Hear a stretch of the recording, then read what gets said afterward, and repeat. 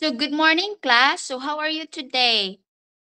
Okay, some of you good and some of you not feeling good. So it's okay to be no, it's valid, your emotions. So we feel a different emotional, but it's okay not to be okay. So before we start, we would like to introduce ourselves. So I am Teacher Love. I am teacher Jessa. I am teacher Jean. And I am teacher Faith. Okay. So now we're going to tackle about the next slides, please. The task system and the Philippine development experience. So let's go over. So introduction to the task system. So definition of taxation. So is the practice of collecting taxes, which is money from citizens based on their earnings and property, and a charge of a fee that government imposes on a citizen or business is called a tax. So taxation means that the government collects money from people and business according to what they earn or own. So these taxes help pay for public needs like schools, roads, and hospitals. So next slide, please.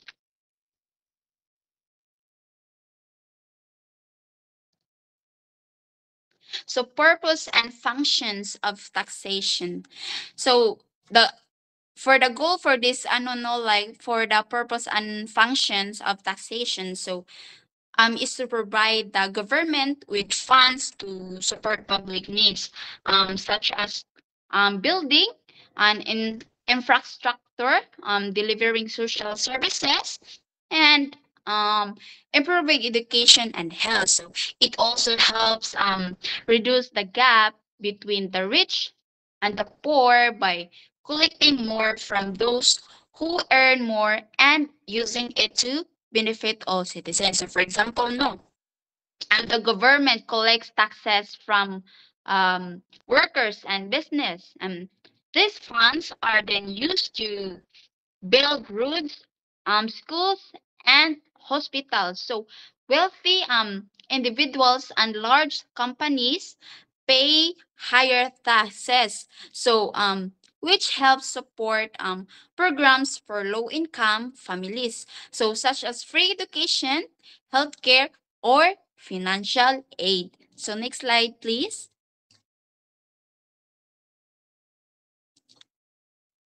So why are the taxes needed? No, why is it necessary? Why is it kind of important? No, so it is taxes are necessary because they found the government's project and services that benefit everyone. So the money collect is used for infrastructure, education, healthcare, and other public needs.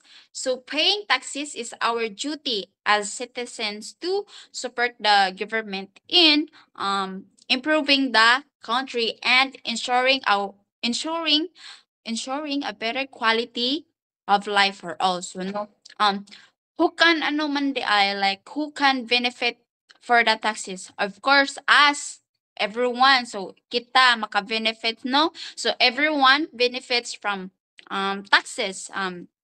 Citizens enjoy better roads and schools and hospitals and public safety. So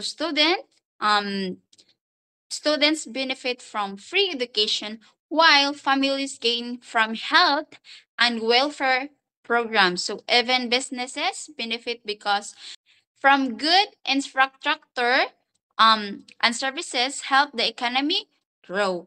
In short, taxes help improve the lives of all people in the country. Next. Okay, now let's moving on the foundations of Philippine taxation. First, we have the pre-colonial era or 915-21. Early Filipinos already practiced paying taxes, buwis, or handog to their datos, primarily for protections and governance. So, plus even before the Spanish arrived, our ancestors had a system of taxations. And in an pre-colonial era, paid tributes in the form of goods or services to their datos. And then these payments, known as abuis or handog, were primarily for protections and governance. For example, the farmers. So the farmers offering their kanang naabot na nila, kanang abot sa ilang mga ani baron or then sa mga palay na ilang naabot. That's the pre-colonial era. And then let's move on the Spanish colonial institutionalizations 1521-1898. Then the systems become centralized and compulsory. Natives paid tributes, tributo to the Royal Exchange Square with collections authority vested in the Cavisa. So, when the Spanish colonialized the Philippines, decentralized and institutionalized the tax system. And then the systems became compulsory, meaning everyone had to pay. Then natives paid tributes, could tributo to the Spanish Royal Exchequer. And then lastly, we have modern legal foundations.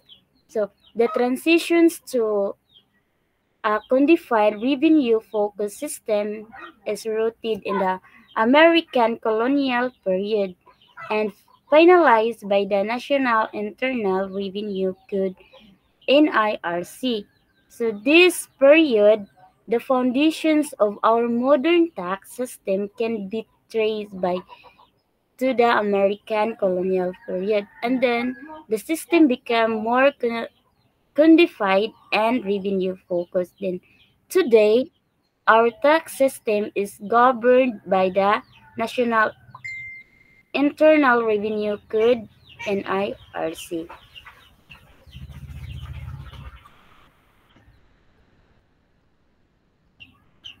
Okay, moving on the 6 classes of taxes. Then subject number 1, we have the subject matter. Then full personal or capitalization tax, we have the one exposed on residence. And then property tax, we have the imposed of property. Then excise tax, we have imposed on a privilege or right. And then number 2, we have a purpose. Revenue regulatory. Then revenue to raise money for the government. Regulatory, we have the to regulate an act of practice. And then number 3, scope. Scope, we have local municipal, which is based on a certain locality. And then national, we have national in natures. Then number 4, determinations of the amount of tax to be paid. Then ad valorem tax, we have the based on the value of the object, tax determined by the appraiser. And then specific tax, we have the based on the weight and measurement. Number 5, who bears the burden? Direct tax, indirect tax. Now let's talk about what is direct tax. So direct tax, we have imposed on a person directly involved. And then indirect tax, we have the forms of part of the purchase price of the modality and pass on the consumers.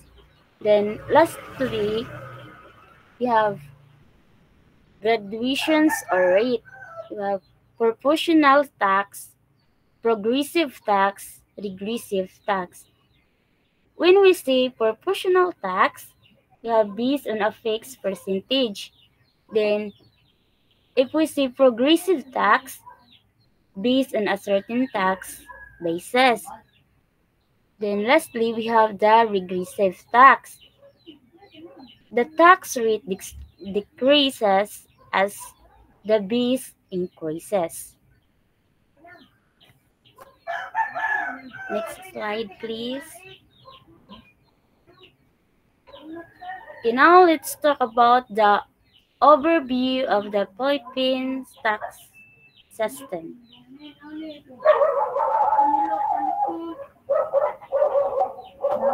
So, first one, the legal and administrative framework.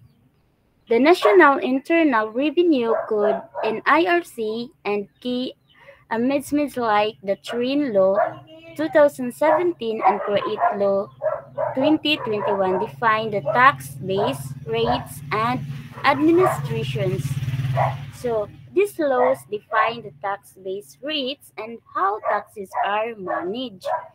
Then, key agency, we have the Bureau of International Revenue, or what we call BIR, collects internal revenue taxes, income tax, VAT, exercise tax, or etc. So, this includes income tax or value added tax and exercise taxes na nag-aambag sa pondo ng gobyerno. Then, Bureau of Customs or BUC collects duties and tariffs of imports. So these collections help regulate trend and generate revenue from goods entering the country. So the goal in the achieve a tax system that is simplified, fair, and more efficient to the support sustainable economic growth. So this is support sustainable economic growth by funding public services and infrastructures. So that would be all. Thank you. So now let's move on to the comprehensive tax reform program, which is the also known as CTRP. So CTRP has an objective. It is to revamp the tax system to accelerate poverty reduction and fund substantial investments in social services and public infrastructure. So CTRP has four packages. The package one is the train law. The second is CITIRA or create law. The third is real property valuation and taxes. And the fourth one, which is the package four, is passive income and financial taxes. So in simply words, the Comprehensive Tax Reform Program or the CTRP aims to modernize and improve the Philippine tax system to make it fairer, simpler, and more efficient. Its main objective is to raise funds for poverty reduction and to support investments in social services and infrastructure that benefit the public. So the CTRP is composed of four packages, which is I've mentioned earlier. So the package one is the train law, which lowers personal income tax while adjusting excise taxes. The package two is the CITIRA or create law, which reforms corporate income tax and rationalizes incentives. The package three, which updates real property valuation and taxation. And the last one is package 4, which focuses on passive income and financial taxes. So together, these reforms aim to promote economic growth, ensure social equity, and strengthen the government's capacity to deliver essential services. So next slide, please.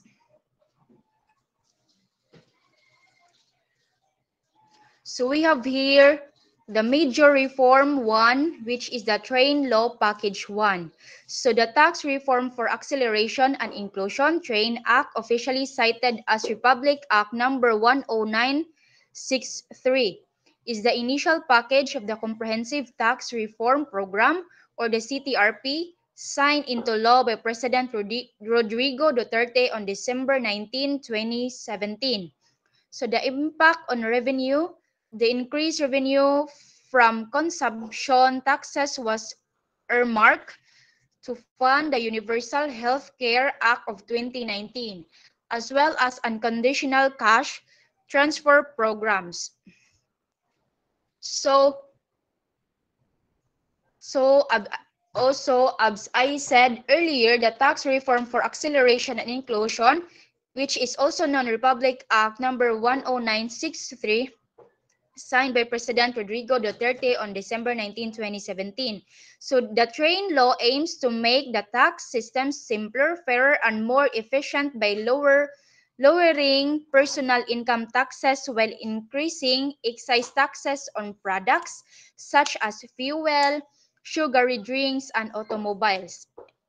The revenue collected from this higher consumption taxes was used to fund major government programs, including the Universal Health Care Act of 2019 and the unconditional cash transfer programs, which assist low-income families affected by the tax adjustments.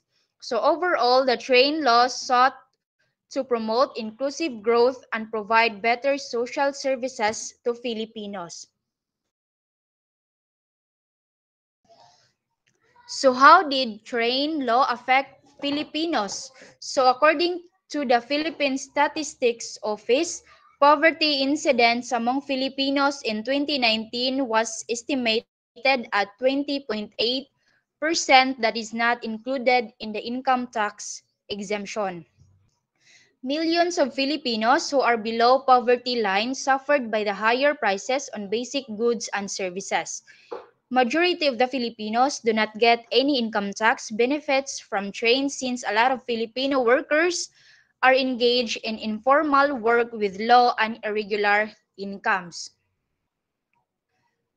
So the train law had mixed effects on Filipinos. According to the Philippine Statistics Office, poverty incidence in 2019 was at 20.8% and millions of Filipinos below the poverty line struggled with the higher prices of basic goods and services caused by increased consumption taxes. Since a large portion of the population works in the informal sector with low and regular incomes, they were unable to take advantage of the income tax exemptions. So, as a result, the train law offered limited direct benefits to the poor while increasing their cost of living. So, is there any clarifications or questions, class? Okay, thank you. Okay, so now I'll be discussing one of the major tax reforms in the Philippines, the Corporate Tax to Create Law, or also known as Package 2 of the government's reform program. So before the Create Law, the Philippines had one of the highest corporate income tax rates in the ASEAN region, which is 30%. So this was a big problem because it discouraged foreign investors from doing businesses in our country. And previous reform proposals, such as the Trabajo and Saitira bills, were not passed because of concerns that lowering corporate taxes might not only benefit large companies or the elite. However, the Create Law successfully addressed these issues and was eventually enacted. So next is the Create Law. It is officially known as the Corporate Recovery and Tax Incentives for Enterprises Act, or the Republic Act number 11534. and it was enacted in 2021. So this law serves as a landmark reform in the Philippine tax system. Its main goals are to reduce corporate income taxes and to rationalize fiscal incentives, meaning to make them fairer and more transparent. The law also aimed to help businesses recover from the severe economic effects of the COVID-19 pandemic by providing them with much needed relief and encouraging new investments. So these are the key provisions of the CREATE Act. So the CREATE Act introduced several key changes in the Philippine tax system. First, it reduced the corporate income tax rate, which makes our country more competitive with our Asian neighbors. Second is it rationalized tax incentives, ensuring that only deserving industries and investors receive these benefits. And third, it introduced a 5-year net operating loss carryover or the NOLCO, which allowed businesses affected by the COVID-19 to recover their losses over a longer period. And finally, it expanded VAT exemptions for essential or critical items, helping both businesses and consumers during difficult times.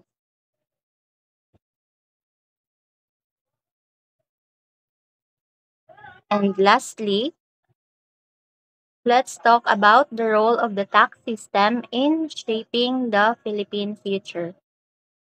So during crisis, the tax system has a dual purpose. Reforms like the train law focus on social funding, while the create law focuses on improving economic competitiveness.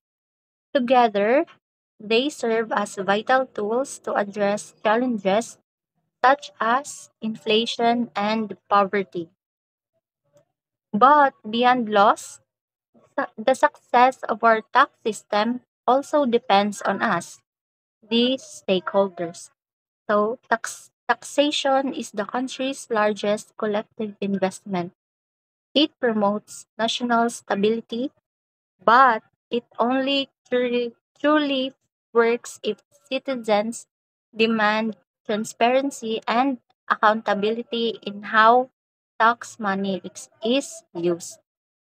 So, in conclusion, the CREATE law is more than just a tax cut, and it's a step toward a stronger, fairer, and more competitive Philippine economy.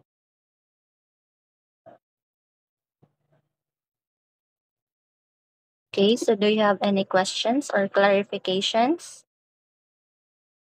Okay, if none, so that would be all. Thank you.